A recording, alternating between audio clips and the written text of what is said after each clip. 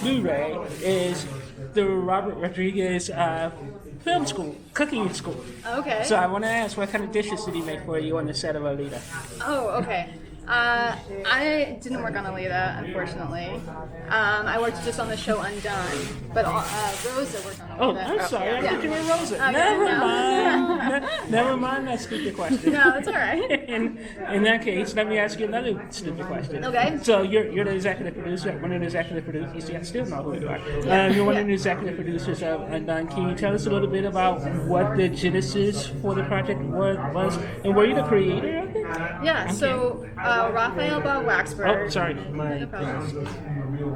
Okay. Okay, I'm Kate Purdy. I'm the creator showrunner of Undone, the new series for Amazon, and I created the show with Raphael Bob Waxberg. He's the creator of BoJack Horseman, and we worked together on the first season of BoJack. I've worked on BoJack most of the seasons, and the first season I wrote this episode called Downer Ending, and it's the episode where BoJack goes on a road trip, and he has this alternate life experience where he realizes if he had made some different choices that were perhaps a bit less selfish, he could have had this beautiful, simple life in Maine with the woman he loved, and with a beautiful daughter, and very close to nature. And after that experience, Raphael approached me, and I was very honored by this, and he said, what if we developed a TV series that explored those themes or ideas? And so we started talking about our own experiences, and I talked a little about my own fears around my mental health and mental well-being, because my grandmother is schizophrenic, both my parents have experienced depression and anxiety. And then I had some depression in college, but then in my mid-30s I had kind of a nervous breakdown, had depression, had anxiety, really wondered about my mind becoming unraveled, didn't know how I would get out of this, or if I could, and then ultimately found my way out of it by finding alternative medicine, indigenous cultures, different ways of thinking about our minds and what these messages or these feelings could be, and through meditation and talking to indigenous shamans, realized that maybe this is actually a gift. Maybe this is an ancestor reaching through and saying, you're on the wrong path. You have something else that you need to be doing, and you need to let this go. And you need to let go of your bubble of delusion of who you think you are or who you need to be respected. Maybe that's not who you are at all. And so we started talking about the nature of reality and how we perceive it, and what if you had a character who was going through this sort of awakening experience, and that you don't really know, am I losing my mind, or is this real? What can I trust? How can I trust myself? And that was the genesis for the show. So I think, especially talking about mental health and things like that, and when it comes to women especially, I think there are very few shows that have addressed that in any shape or form in recent memory. I can think of Crazy Ex-Girlfriend talks about that in a more comedic way, but they have some serious episodes. And and I think when it comes to animation, dealing with female characters, the only things that I can really think of that I think Americans are related to are Miyazaki films. I think have very strong female characters. They have really, really strong female characters that I think people relate to, that have that fantasy element, that are really still rooted in humanity and reality at the same time.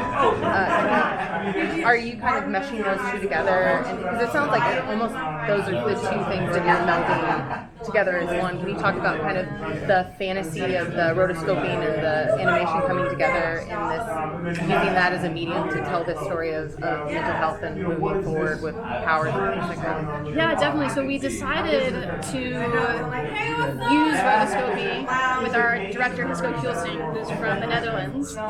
He had done it with other projects and said that this is really the way to approach this, because you can really capture the performance of the actors. You can capture all those micro expressions, all those small emotions, because there's so much kind of rich interplay with the spectrum of emotions that we're talking about and writing about. And I thought that was a brilliant idea, because you can really see it in the performances come through, and you can see it in the medium. And and he totally understood and got what we were doing, which was to do sort of a very grounded, realistic, naturalistic show that stretches reality. So animation is the perfect format for that because there's a fluidity with it, and sort of what we expect from animation, what can be done, is stretchier. The reality is already stretchier, so we're more accepting of that already. So when we're talking about kind of a real life experience that is stretchy, it just felt like a perfect fit.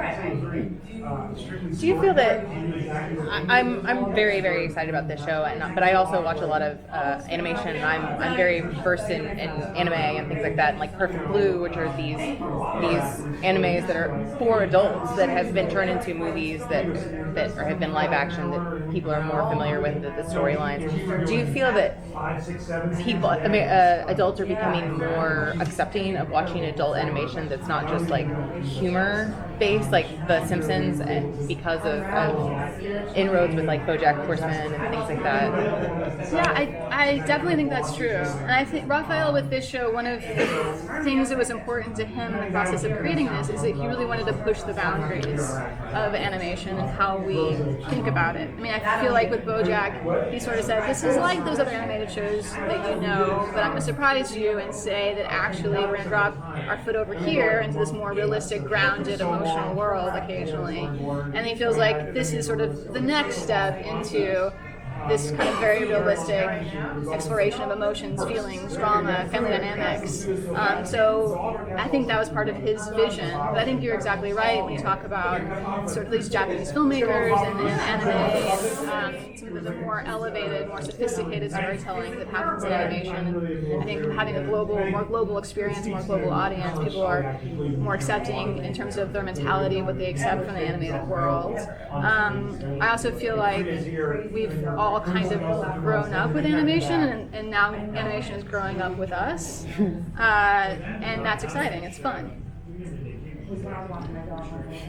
Okay.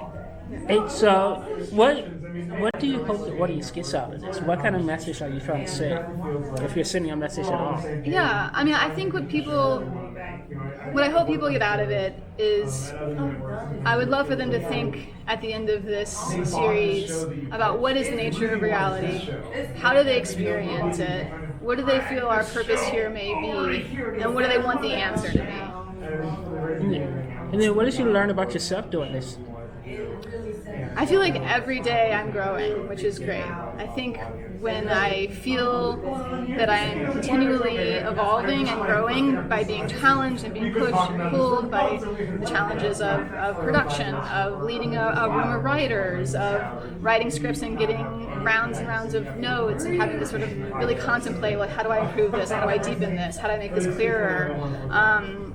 It is oftentimes overwhelming, but ultimately that allows me to grow into myself and stretch myself. And how do you explain the success of BoJack? How do I explain the success of BoJack? Mm-hmm. I think people really love BoJack because it is everything in one. It is funny, it's strange, it's quirky, it has weird animal jokes, but it's also this very deep drama that's self-reflective and about an existential crisis, and it's about the fame cage of thinking that these things will bring me happiness because society says that these are the valuable things, but somehow I'm deeply in a well of my own suffering and I don't understand how to get out of it. And I think the fact that it has that broad spectrum of experience speaks to people. And I know that last question, please. I know at ATX they screened 2 episodes. Can you talk a little bit about the fan reaction or the reaction of the people in the room? Was it? Yeah, it's been so here at Comic-Con here in San Diego, and then also at ATX in Austin. We got to see 2 episodes, the first 2 episodes with an audience. And it's been fantastic because we've been living with it. I mean, we started talking about it 4 years ago, and then we've been in production for the last year and a half. And we've been living with it for so long that to have the experience of sharing with an audience is so rewarding because you hear the little gasps or the laughs or the strange noises, and you realize that people are responding, and it feels great to be able to share it. Awesome. Thank you so much. Yeah, thank you so much. Appreciate it.